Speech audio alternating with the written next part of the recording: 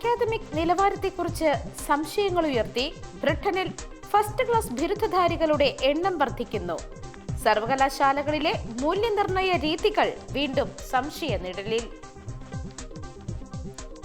നിപ്പയെ തുരത്താനൊരുങ്ങി Japan. Vaccine വികസിപ്പിച്ചു. Clinical trial ഏപ്രിലിൽ. 60 പേരിൽ 1ാം ഘട്ട പരീക്ഷണം നടത്തും. ട്രംപിന്റെ അവകാശവാദം പിന്നാലെ റഷ്യയുടെ പ്രതികരണം. ഇന്ത്യക്ക് ഏത് രാജ്യത്തു നിന്നും എണ്ണ വാങ്ങാൻ സ്വാതന്ത്ര്യം. എണ്ണ നൽകുന്നത് തുടരും. അനിൽ അംബാനി ഗ്രൂപ്പ് ലോൺ തട്ടിപ്പ് കേസ് അന്വേഷണത്തിൽ അകാരണമായ കാലതാമസം. ഇഡിക്കും സിബിഐക്കും സുപ്രീം കോടതിയുടെ വിമർശനം.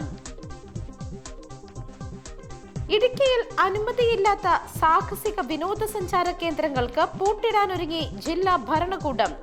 ഫെബ്രുവരി 14 മുതൽ കർശന പരിശോധന.